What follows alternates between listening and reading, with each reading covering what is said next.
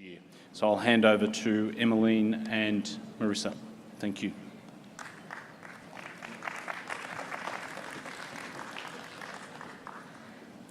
Hi everyone, I'm Emmeline. I'm from the department. I'm going to talk to you a little bit about the background context on the legislative changes, and then Marissa's going to take you through the BAMS system itself.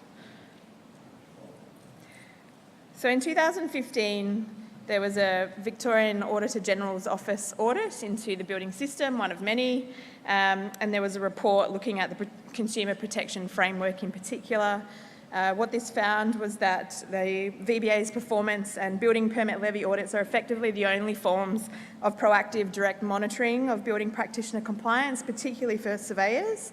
There were long-standing legislative impediments to the effective administration of the building permit levy, that the administration and monitoring of the levy system was hindered by the VBA's lack of powers to reassess and recoup unpaid levy and to require building surveyors to remit the levy promptly. And it was difficult to ascertain whether all of the levy due was actually paid to the VBA. VAGO found that some building surveyors were actually using income from the levy as working capital, contributing to shortfalls that the VBA were receiving. And also there were limitations on the monthly reporting that building surveyors were required to give to the VBA, leading to a time lag in information to the regulator. So in response, the government introduced the Building Amendment Enforcement and Other Measures Act.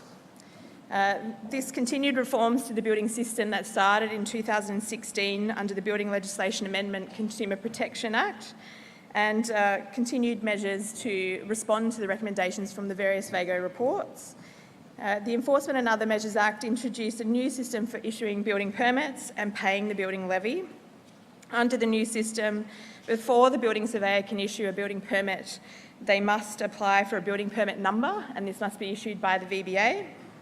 The VBA will only issue the building permit number upon receipt of certain prescribed information and payment of the building permit levy. The applicant or agent of the applicant is responsible for paying the building permit levy, and payment will now be made directly to the VBA by the applicant or their agent.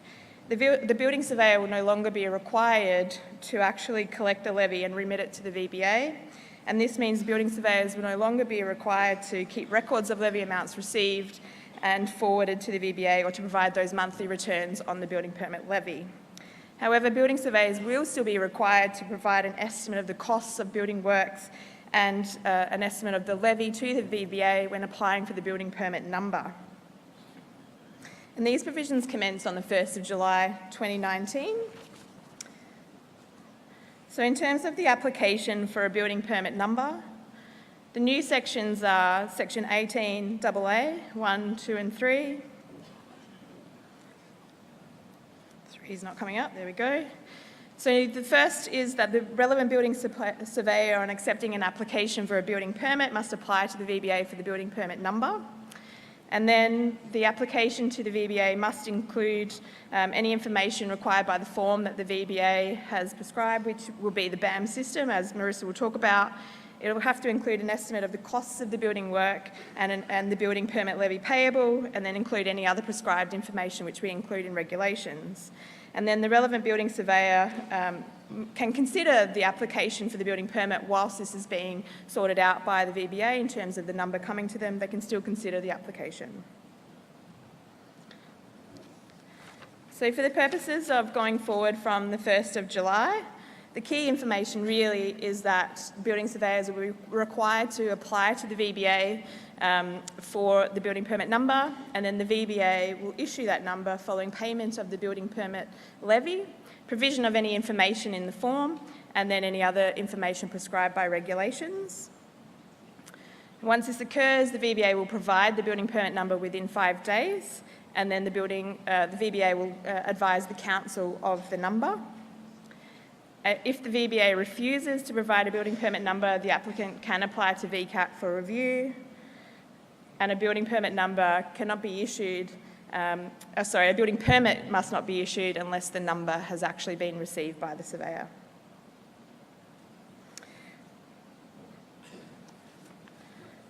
So on and from the 1st of July, there are also additional information requirements. So already in the building regulations, Regulation 47 and 47A, there's some requirements for information provision, which you already provide to the VBA within 7 days at the end of the month. There will be some additional ones which will come into operation from the 1st of July, and at this point in time, we're not looking to change that. So I just want to make clear there was some conversation around moving away from the monthly reporting. At this point in time, we're going to leave that in place until the BAMS system is up and operating, and then we may move to real-time reporting, which will remove that limitation of 7 days after the end of each month, but we'll have a conversation around that and see how everything operates. But essentially, all of this information you'll be providing through the BAMS system, and as long as it's provided by the end of the month, then that will be compliant. So I'll move over to Marissa now, who will talk you through the BAMS system. Thanks, Emmeline, for that great overview around the regulatory changes. It's nice to see some familiar faces here today. For those who I haven't met yet, my name's Marissa Bond and I'm the Strategic Program Manager at the VBA. So what I'd like to share with you today is around how we're going to digitise some of the changes in the processes in a system that's known as the Building Activity Management System, or also the BAMS. It's got a ring to it. So the BAMS will assist in operationalising some of the reforms Emmeline's touched on, mainly around providing an online system that issues building permit numbers and enables us to receive the permit levy. So in addition to providing the VBA with real-time oversight on building activity within Victoria, the BAMS will enable the RBS to apply for a building permit number, send notifications to an applicant to pay the levy, provide a building permit number to the RBS, send notification to a council, and also once the building permit number's been issued, the VBA will also be able to collect information around prescribed events and any changes to the building permit that was originally applied for. Building surveyors will also be able to log into the system and see the status of their permits as well as any other activity that they're currently conducting. So in terms of the high-level process, the initial phases of the permit application process will remain unchanged. So the property owner and agent will still appoint an RBS and apply for a permit number, and then the RBS will still gather the relevant information. The changes come into play when it comes time to issue a building permit number. So this is when the BAMS will come into play and the application will need to be submitted through the BAMS system. So the required information that we'll be requiring through the system includes estimated costs of building works and following on from that estimated cost of the levy, as well as specific details relating to the building works. It's important to note that in order for the building permit number to be issued really quickly, all that relevant information will be required up front, so the process won't be held up. During the application process, the surveyor can nominate the agent or the owner to pay the permit levy, so that person will then receive an email on the other side and they'll be directed through a secure payment gateway to pay the levy. So once those two major steps have been fulfilled, the building permit number will be issued to the surveyor as well as the relevant council. So following the issuance of the building permit number itself and the building works are underway, there are certain events that will need to be recorded during that life cycle, and then the surveyor can also notify of any amendments throughout that time. So the solution itself will be built on Salesforce, the Salesforce platform. There are a few other regulators using Salesforce these days, including WorkSafe and the QBCC. So we're currently in development phase 1, so that's starting to build the system, and then at the end of March, throughout April, we'll conduct a 5-week testing phase, and then we'll go back, further develop the system, and then run end-to-end testing. So the the system itself will enable permits applications to be submitted in 2 different ways. Firstly, a surveyor can go directly into the portal and enter in all the information. Some of that will be pre-populated. So that's if you don't issue high volumes of permits, and that's probably the most simplest way. The second way we can do this is using the current system that you're using. You can enter the information into that system, export that into a CSV or Excel file and upload that into the Salesforce system. So we appreciate that there are commercial imperatives for us to issue the permit number as soon as possible. So I just want to reiterate that the relevant information is required up front for us to be able to do that as quickly as possible and not slow down the process.